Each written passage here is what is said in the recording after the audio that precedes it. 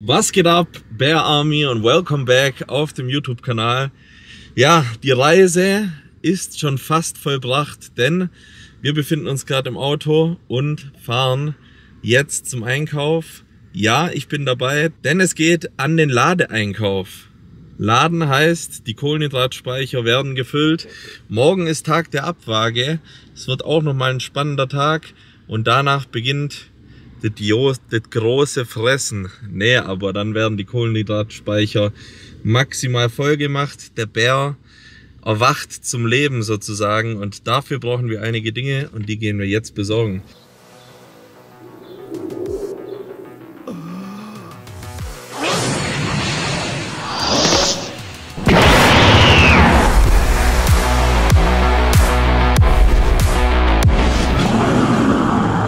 So, angekommen, dieses Mal nicht der Walmart, da haben wir sonst, beziehungsweise nicht wir, sondern Alice, die Ehrenfrau, die Einkäufe für mich beziehungsweise für uns erledigt. Jetzt stehen wir aber vom Whole Foods, denn man muss schon sagen, die Qualität an gerade sowas wie Bananen, gerade an diesen Organic-Sachen ist hier doch nochmal ein Stück besser, und was wir auf jeden Fall nicht ruinieren wollen, ist die Verdauung. Verdauung ist key, gerade beim Carb-Up.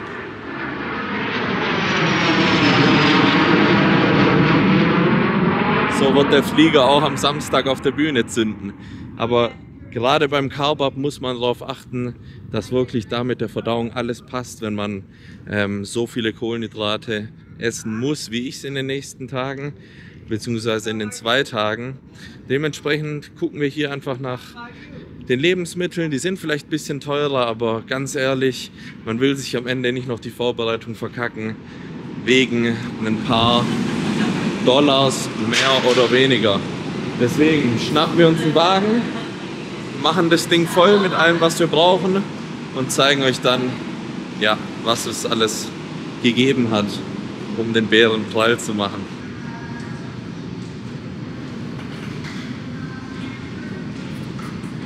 Was suchen wir? Hauptsächlich Kohlenhydrate, cleane Kohlenhydrate. Gott sei Dank hast du ja schon Reis, Haferflocken, natürlich die Quaker. Wir verlassen uns auf altbekanntes gesucht, aber generell eigentlich die Lebensmittel, die ich sonst auch in der Diät esse. Wir haben hier jetzt vernünftige Bananen geholt, die anderen waren ein bisschen zu grün. Ein bisschen. Sehr grün. Die waren so grün wie dieser Einkaufswagen. Ja. Wir brauchen noch Wasser, und ganz ehrlich, hier ist alles so fucking teuer. Und Fiji Water war nur 1,30 Dollar teurer. Dann dachte ich mal auf ganz dekadent, auf ganz dekadent packen wir uns doch mal ein bisschen Fiji ein, denn ab morgen wird das Wasser auch wirklich dann reduziert. Die Kohlenhydrate gehen hoch, das Wasser ein bisschen runter, und dementsprechend sippen wir dann auch nur Wasser, was Fiji-gerecht ist. Ein Bärchen fürs Bärchen. Das ist immer der Glücksbringer Honig, den wir am Start haben. Und ja, Honig ist auf jeden Fall gut, um die Muskeln prall und voll zu machen. Deswegen kommt der mit. Die müssen noch ein bisschen warten. Sushi, ihr wisst, mein Favorite. Aber nicht für den Carb-Up. Da keepen wir es noch clean, da essen wir, was wir die Vorbereitung über gegessen haben. Es fehlt da hinten nur noch so eine dicke Pepperoni-Pizza oder ein halber Käserat. Aber nee, um kurz mal das Ganze hier dann noch abzuschließen. Wir haben Bananen, Honig gekauft. Was Hauptbestandteil des Carb-Up sein wird, ist Reis und Reispudding. Und dann Früchte wie Banane, Datteln. Genau, Datteln muss ich noch einpacken. Und ja, wir keepen es simpel, und das funktioniert. Bei mir auf jeden Fall. Vielleicht kommen da noch ein paar Cookies ins System. Entscheidet Stefan dann aber, und die besorgen wir dann auch in der Bäckerei. In diesem Sinne aber, ja, kleiner, aber feiner Carb-Up-Einkauf. Wie es dann richtig abgeht mit dem Carb-Up, das sehen wir dann erst nach der Abwaage. So sieht's aus, jetzt wird's nochmal frisch gemacht. Jay is here, aka the bodybuilding barber. You know it. And he always gets me the final touches, weil morgen ist ist vage, morgen ist Press Conference und morgen treffe ich vielleicht den einen oder anderen von euch beim Meet the Olympians. Deswegen, da will ich natürlich gut aussehen und deswegen machen wir nochmal hier die Seiten frisch, TÜV wird gecheckt und dann sollte die Sache auch gut passen fürs Wochenende. Wir sind da, ein letztes Mal, eine letzte Schlacht, beziehungsweise, ja, doch schon eine letzte Schlacht, ist immer trotzdem was, ja, Emotionales. Und das wollte ich auf jeden Fall zusammen mit Stefan machen, wie immer. Der letzte Oberkörper-Pump-Session. Stefan gibt den Ton an, wie immer. Ab morgen ruhen und voll machen die Hütte. In diesem Sinne, EAAs haben wir getankt. Ihr wisst, Olympia Week läuft immer noch bei ESN, deswegen könnt ihr mit Boss oder Polacco supporten. Eigentlich ist wurscht, aber Hauptsache im Bodybuilding und in Olympia. Genug gelabert, auf ins Programm. Machst beidhändig, wirklich gar nicht so auf Kontraktion, sondern wirklich nur einfach bam, richtig auf Zug. Gell? Ja. So richtig durch. Pumpen.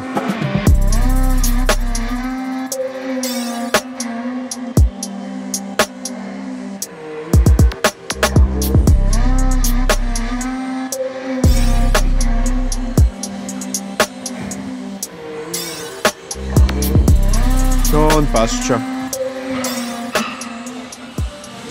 Ich sag's euch, ich bin auch so froh, dass Stefan dabei ist. Das ist einfach, es gibt einem Athleten so viel Ruhe einfach, weil du willst natürlich immer alles genauestens umsetzen, was Stefan mir sagt und alles so machen, dass er im Endeffekt alles ganz genau so manipulieren kann, wie er es sich in seinem Kopf zusammen bastelt. Und dementsprechend haben wir einen guten Gewichtsdrop gehabt von gestern auf heute und langsam verstehe ich es auch. So heute versuche ich wirklich auch extrem viel zu ruhen, auch weniger zu laufen und so, weil wir jetzt nicht unbedingt noch mehr Gewicht verlieren müssen, sondern eher steady bleiben, dass wir morgen früh vielleicht auch schon mit dem Carb-Up beginnen können. Also langsam verstehe ich das, was er erreichen will.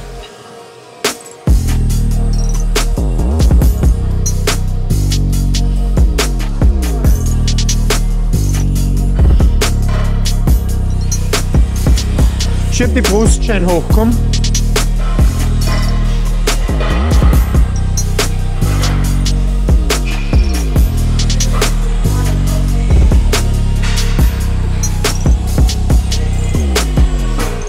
Und eine noch. Passt. MTS Row oder? Ja, der Mann weiß, was gut ist. Die bis zum Schluss rein in die Ablage. Das heißt, quasi, genau, bleib wirklich dort, nicht nach hinten wandern. Und eine noch. Passt schon. Stell dir vor, wir zwei da drinnen Squash spielen. Haben wir gestern auch schon gesagt. Also, wer das Post-Olympia Squash Battle sehen will, schreibt's mal unten rein. Wie schon gesagt, ich bin froh, dass wir hier das letzte Training gemeinsam machen. Der Vibe ist trotzdem angenehm, lustig, fühlt sich zum Beispiel viel besser an als gestern, wo ich noch so, ich bin zwar mittlerweile professionell genug, das umzusetzen, was Stefan mir schreibt oder sagt, aber ist dann nochmal ein anderes Gefühl einfach, weil du dann weißt, er fand's perfekt, ist gleich, ich find's perfekt. Genau.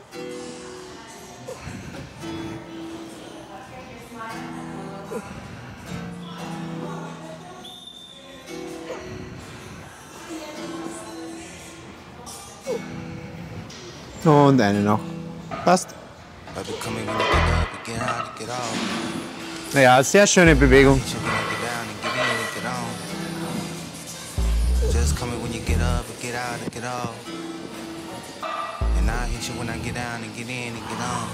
Genau, schieb zum Schluss die Brust nach vorne und Schulterblätter zusammen. Der Tipp von mir war Gold wert. Das ist echt so dieses, wie ich mache einen Backflip. Ja. Kannst du sowas? Kann ich nicht mehr. Contest? Ja. Aus dem Stand? Ja. Und aus dem Rennen. Bist deppert, Alter.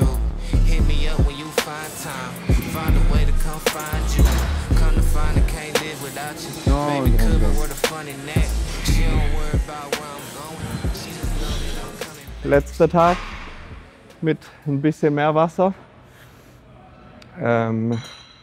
Morgen gibt es dann weniger. gibt es dann von 8,5, 9 Liter, 5 Liter, wie ich es richtig im Kopf habe. Ist es bei dir auch so? Hier, wenn du morgens ich habe so ein Pappmaul. Na, das Schlimmste, wirklich das Schlimmste für mich ist jetzt gar nicht der Mund, aber die blutigen Nasen und die ausgetrockneten Nasenschleimhäute. Ist schon interessant, also auch für Wettkampfathleten, dieses Akklimatisieren. Man muss sich schon dran gewöhnen. Das gerade USA denken viele wegen Uhrzeit und so, aber bei mir ist es vielmehr das Klimatische auch. Ich merke sogar in meiner Schlafmaske, muss ja immer den Tank nachfüllen. In Deutschland fülle ich den Tank einmal voll und dann ist nach einer Nacht 7, 8 Stunden die Hälfte leer. Hier war ich morgens das Ding ist schon so wie ausgetrocknet.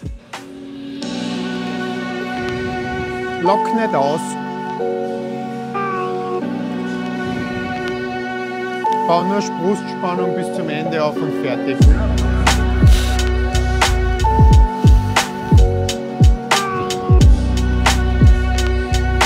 Passt. Oh, jetzt merke ich, wie flach die Fitte ist. Guck mal, wie holprig bei mir der Start der Vorbereitung war und jetzt ist ich brenne, Alter. Ja, Also heuer, der Start war echt schwierig. Start war, ja, da war ja auch so, hey. Jetzt nicht vom Körper her gar nicht, Nee, aber vom Geist. Vom Nur vom Geist. Vom Mindset Off-Season lief ja perfekt und so. Aber dann haben wir die Zwetschgen hat zusammengepackt. Stefan mich gut auf Spur gebracht, auch für die Leute. Da habe ich ja gestern schon berichtet, Anfang der Vorbereitung war mental nicht einfach. Ja Mann, habe ich ein geiles Team, was mich da aufgebaut hat und jetzt ist wieder so, jetzt braucht mich keine Sau aufbauen. Jetzt bin ich sowas von ready und sowas von da. Und man baut sich so gegenseitig auf. Es ist ja total schwierig, ich bin mir selber noch nicht sicher. Ist die Doppelsaison ein Vorteil oder ist sie ein Nachteil? Ich weiß es eigentlich auch nicht. Manchmal denkt man sich, okay, die Doppelsaison über längere Jahre hinweg ist halt echt arg, weil halt nie die Möglichkeit da ist, runterzukommen. Halt gar nicht. Ja. Von der Zeit, das geht Ja. sich nicht aus. Auf der anderen Seite haltet es aber auch den Faden so aufrecht und oft kann das dann runterkommen, vielleicht zu viel Schritt backwards. Also was Stefan sehr gut macht, ist wirklich die Gesundheit immer nach den Phasen in Spur bringen. Ja, aber das ist was nicht alles. Was eben nicht alles ist, weil mental ging es mir die letzten 5 Jahre so, dass dann hieß, also in meinem Kopf, okay, Health Phase. Nächsten 10 Wochen wirst du so gesund wie möglich, machst es so gut wie es geht, machst die Reverse Diet so perfekt wie es geht, kein unnötiges Fett akkumulieren. Also du bist so gefangen in deinem eigenen Kopf, dass du dann wieder, und dann heißt es, okay, jetzt sind wir wieder 12 Freaks out, jetzt müssen wir wieder gucken, dass es in die richtige Richtung geht. Und da habe ich mit Chris gestern auch drüber geredet. So. Ja, aber der hat noch nie in seinem Leben eine Doppelsaison gemacht. Dieses komplette, so resetten mal, also nicht fett werden, nicht irgendwie denken, jetzt habe ich keine Saison und Scheiße fressen, nicht trainieren, gar nichts. Aber mir eine Zeit lang nicht trainieren, weniger, beziehungsweise so dieses, ich gehe jetzt ins Studio und habe einfach mal eine geile Zeit, stärker zu werden und Ding, ohne diesem ständigen, bald ist Vorbereitung, da musst du das verbessert haben, da willst du so und so performen. Zu haben, ist ein Vor- und Nachteil, aber der Vorteil war halt, wir machen das jetzt zusammen die letzten 5 Jahre. Es war Immer Doppelsaison. Es war auch, ich sag mal so, du musst dir deine Sporen erstmal verdienen, egal ob als Top-Coach. Die erste Saison war überhaupt eine Trippelsaison. Das war ein Triple, ja. Das war eine Trippelsaison, Ja. weil es war die Das war die August-Season. 10 Monate Prep. So ist es, August-Season. Ja. Und dann ist ja noch dazugekommen die Corona-Verschiebungen. Genau. Das war überhaupt, nein, das war nicht 10 Monate Prep, das war 12 Monate Prep. Ja. Weil wir haben im März angefangen und im März haben wir mit der Arnolds der aufgehört. Arnolds Das war ein Jahr lang durchprep, das war überhaupt komplett Ja. sick. Und deswegen, das ist schon immer, Weil also wenn's für Anfänger sicher ein Vorteil oder sicher was, wo man wachsen kann. wachsen, seinen Namen aufbauen kann, etablieren kann. Aber irgendwo ist dann halt auch, mache ich jetzt die, sag ich mal, Hinterhofshow in Südindien mit, um halt noch einen Pro-Titel mitzunehmen, oder sage ich, hey, ich komme mental und körperlich richtig klar, um halt dann einen Vorteil zu haben bei den Big Shows. So. Es spielt halt auch immer eine Rolle, wie lange will man das machen und dann musst du halt einfach Ja. haushalten. Was glaubst du aber, Stefan? Reagiert der Körper anders oder besser je nachdem, was man macht. Ich glaube, auf lange Sicht, auf Longevity, das meine ich jetzt nicht Gesundheit, sondern ich meine sportliche Erfolgslongevity, ist diese Zeit off das Einzige, was wirklich funktioniert und notwendig ist, um den Sport länger als 10, 15 Jahre zu machen. Ja. Bin ich 1000%ig sicher davon. Denke ich mittlerweile auch so. Du musst es nur schaffen, auch in dieser Zeit den mentalen Abstand zu finden Ja. und damit umgehen können. Wie gesagt, der 100 Spruch Pro. von Stefan hat mich so geprägt, dieses ein wahrer Champ lernt Gas- und Bremspedal. Sowas von, weil die 10 Jahre gelernt zu haben, Gas zu geben, alles zu geben, immer ist leicht.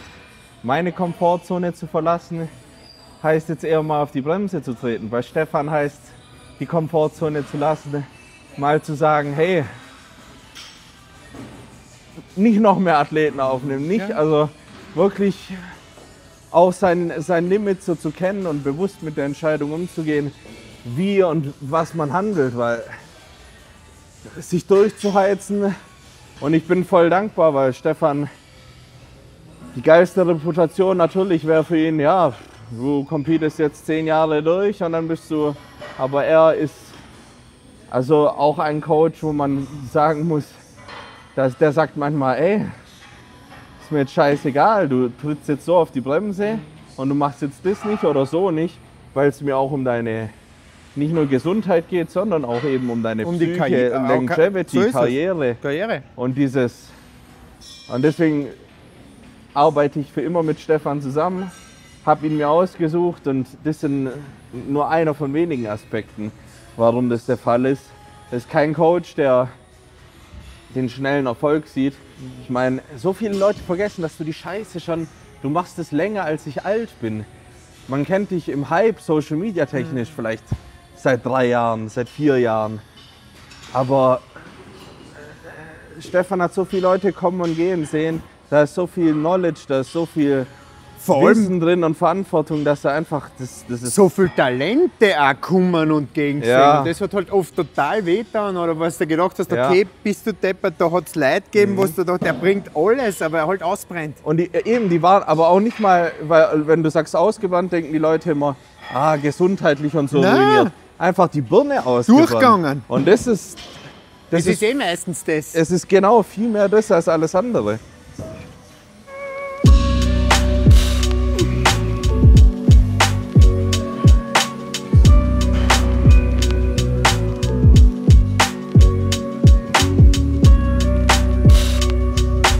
Und eine noch raus.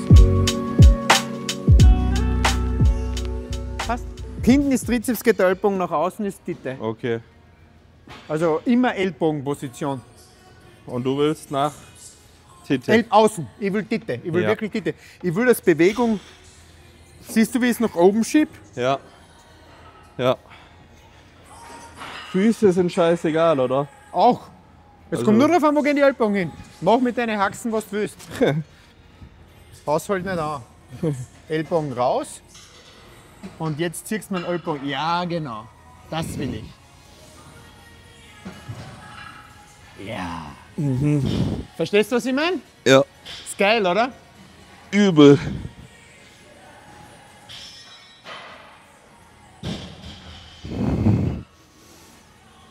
Und lustigerweise fällt mir jetzt Cool. keine Maschine ein, Ne, die ist geil. mit der du das Ich bin hinkriegst. ja so, witzigerweise schließt sich der Kreis. William Bonek, unter anderem ja auch bei Stefan, Team Outlaw, war ich bei dem ja damals zu Besuch vor 2 Jahren. Und der hatte nichts anderes. Nee, er so, Brother, you need to work on your natural strength. Und dann, was meinte ich so? Der so, du Dips, du Chin-Ups, du das und das. Und dann manchmal denke ich immer so dann und irgendwo so Push-Ups und so. Aber dachte ich mir immer so, irgendwie stimmt schon, keine Ahnung. Und es funktioniert einfach. Und ja, was auch geil ist, ich weiß, dass Backstage Prejudging ist auch immer ein Ist immer ein Turm da. Immer genau. ein Turm. Ja.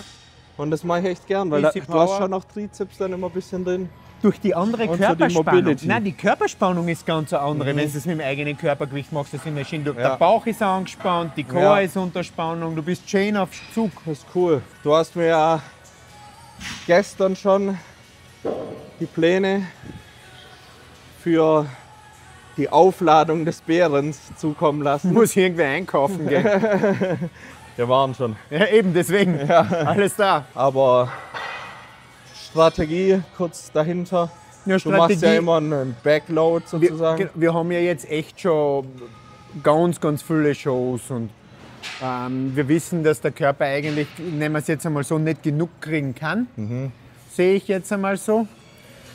Und deswegen gehen wir diesmal noch ein bisschen mehr Kohlenhydrate rein. Wir haben ja im Vergleich zu Arnold im Frühjahr, sowohl Birmingham als auch Ohio, einen Tag mehr zur Verfügung, indem man das vorbereiten kann. Grundsätzlich müsst ihr euch das so vorstellen, der erste Tag Carb auch für Athleten da draußen, wenn die das sehen, dann passt das eigentlich ganz gut. Der erste Tag ist nicht der Tag, wo es ums Vollgehen geht, sondern du ziehst es meistens so nach, die Form wird besser, es schaut schon einmal brutal aus, aber es ist noch nicht das, was die Vollheit mit sich bringt. Am zweiten Tag ist es dann wirklich mit jedem Mahlzeit, merkt man, dass mehr Ruck reinkommt, dass das runder, dass das plastischer wird und über die Nacht sollte das Ganze dann eigentlich ganz gut passen. Wir machen wie immer keine Experimente. Ich bin keiner, dem da irgendwelche wilden Sachen einfallen. Sondern Keine Burger und keine Fries. Dinger und Fries. Einfach weil das Risiko, also ich sage jetzt nicht, es funktioniert nicht, aber wenn ich bei irgendwas eine 50-50 Chance Alter. habe, dann sage ich lieber 50 nicht. Sorry, dass ich dir ins Wort falle. Aber dann frisst du einfach mehr Reis, machst Salz drauf. Eben. Und das war's. Weil was ist Burger und Fries? Am Ende frisst du einen Cheeseburger, da ist Rind drin, das isst du dann 10 Wochen nicht. In der Diät, dann ist Käse drauf, wo du Milchprodukte auch nicht frisst. Und dann noch irgend so ein Weizenbrötchen. Geschmacksverstärker und was dazu Aber kommt. irgendeine Scheiße drin. Also deswegen heute auch beim Einkauf gesagt, wir halten simpel, effektiv. Das, was funktioniert, das, was meiner Verdauung gut tut. Genau. Und das führt auf jeden Fall zum Ziel. Und Wie viel Gramm Carbs? Was ist jetzt auswendig? 900 Es ist und 900 und 1000 1000 irgendwas und dann Ja. eventuell noch der Muffin und die Cookies dazu. ja, Also es je ist, nachdem. sagen wir mal Pi mal Daumen, 2 Kilo. Es geht sich gut aus. Also, weil wir haben ja auch gemerkt und jedes Mal das Judges Feedback war, du kannst halt voller kommen und das ist natürlich immer so ein Spiel. Ja, beziehungsweise ich habe letztens ganz interessant, da muss ich jetzt dazwischen grätschen, Klar. Erzähl, ich wie mach noch mit, meinen Satz. ich habe mit dem Jack geredet und der hat fast ein bisschen apologized über dieses Judges Feedback, du musst voller kommen. Da mahnen die oft, du musst muskulär besser kommen, mehr Ja. kommen. Und oft ist es nicht voller, sondern du brauchst einfach noch mehr Muskeln. Also wenn da irgendwer sagt, you need a fuller chest on stage, ist es nicht immer mit dem Laden verknüpft, sondern sehr, sehr oft auch damit verknüpft, dass die Chest einfach mehr Tissue braucht. Das heißt, das muss man dann immer ein bisschen differenziert sehen. Aber beim Urs jetzt in diesem speziellen Fall glaube ich, dass wir da Luft nach oben haben, was die Fülle betrifft. Das werden wir diesmal wieder versuchen, besser hinzukriegen. Aber auch für euch da draußen, dieser Grad ist wirklich ein schmaler, weil wenn man jetzt glaubt, der hat 2000 Gramm Kohlehydratspeicher im Körper, dann ist das ja absoluter Bullshit. Ja. Kein Mensch hat so viel Kohlehydratspeicher. Aber der Körper atmet, der Körper bewegt, der Körper schwitzt, der Körper hat einen natürlichen Verbrauch. Das sind alles Faktoren, die natürlich bei der Einlagerung der Kohlenhydrate eine große Rolle spielen. Das heißt, ich muss diese Lebensumstände oder die Energiemobilisation, die der Athlet hat, mit einkalkulieren. Und zum Beispiel, das ist beim Urs gar nicht der Fall. Also er ist kein nervöser Wettkampftyp. Also bei ihm ist es so, dass der Wettkampftag super easy ist, weil er wenig essen kann und trotzdem diese Plastizität und Fülle erhalten hat. Da gibt es aber andere, den kannst du da zufüttern, der aber so fiebrig ist und so nervös ist, dass er halt einfach ganz, ganz viel Kalorien verbrennt. Das heißt, beim Kohlehydratladen habe ich ganz viele Soft Facts, die mit eine Rolle spielen und das Ergebnis beeinflussen und nicht nur das, was man reinschiebt, sondern es spielt auch eine Rolle, was passiert mit dem, was man reinspielt und wo geht es hin. Ja. Eine andere Sache ist auch das, wenn man sagt, okay, ich habe beim Carb-Up so und so viel zugenommen und beim anderen mal nicht, dann heißt das nicht immer, dass man voll ist oder dass man dachte ich mir mehr auch. Kohlenhydrate hat. Es Ja. kann halt einfach auch sein, ist das noch im Verdauungstrakt Scheiße im oder Darm. nicht. So ist es. Wir wollten das gesagt. Niveau heute halten. Ja, aber geil. Nee, Aber machst geht du halt, richtig gut. um die Kacke.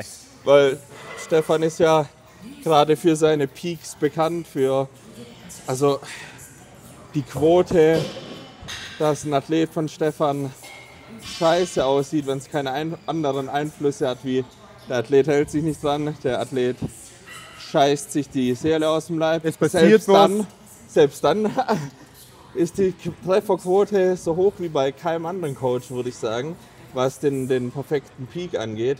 Und am Ende, wie er sagt, ist es von echt vielen Faktoren abhängig.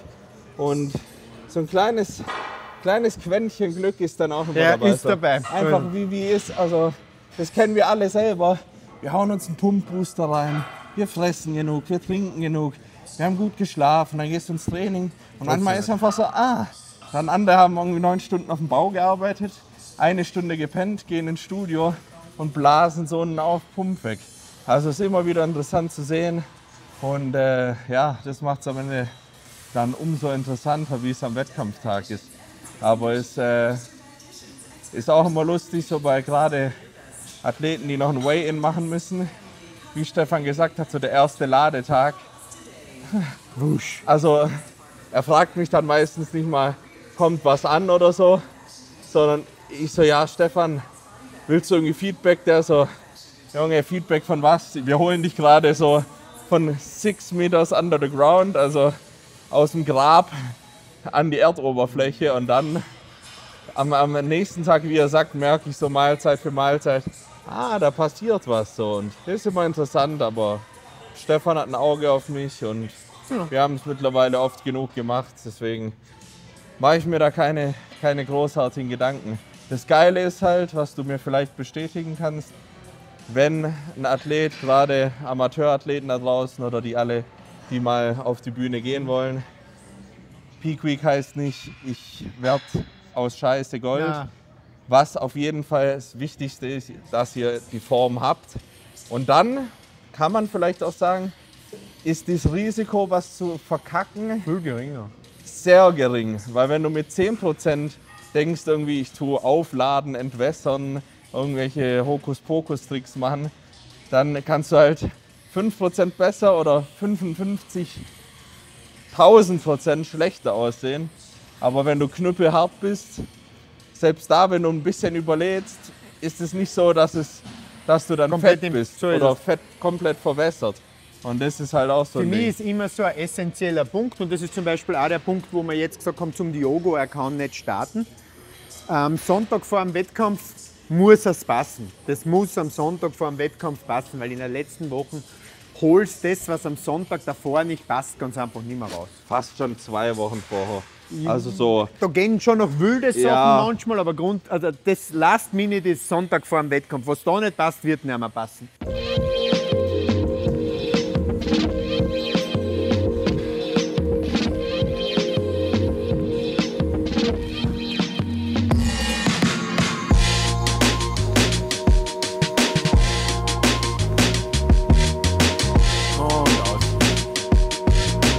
Die ist so geil, Alter.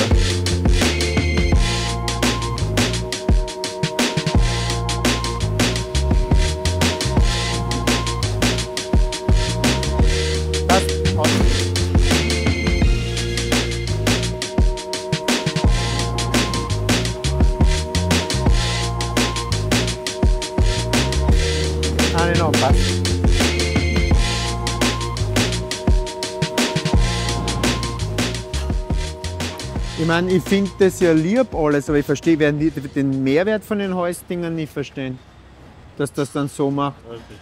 Ich verstehe den Mehrwert nicht, aber warum reicht es nicht einfach, wenn ich eine schöne Belastungskurven über einen Exzenter habe? Wobei ich die Rücken, diese Pull... Macht das besser als Ja, normal? Ja, weil du dein Brustbein dadurch hochschiebst. Weißt du, was ich meine? Wo viele so bleiben. Ja, aber das kannst du ja aktiv überall anders auch machen. Kann man, aber es macht's da wirst du einfacher. gezwungen. Ja. Guck, da ist der lange so aktiviert. Na, die ist cool, ja, da eine coole Belastungskurve. Es geht jetzt voll auf den Longhead, gell? Ja. Sieht man kaum irgendwo.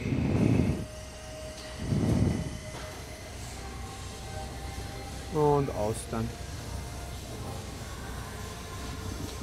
Das ist bei mir ich weiß nicht, warum ist bei mir dieses Overhead-Ding Du, vielleicht Bisschen ist ja irgendwie Stretch-geil. andere Schulterstruktur da drin, das kann schon Ja, sein. das ist bei mir. Auf alle Fälle jetzt beide Sätze leichter zum Abschluss, Ja. das war mir jetzt schwer. Okay.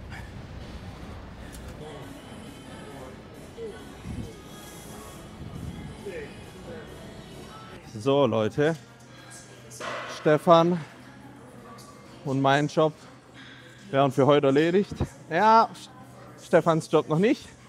Es sind noch Athleten, die Hilfe gebrauchen, aber meiner ist durch. Das war das letzte Training vor dem größten Bodybuilding-Wettkampf der Welt, dem Mr. Olympia.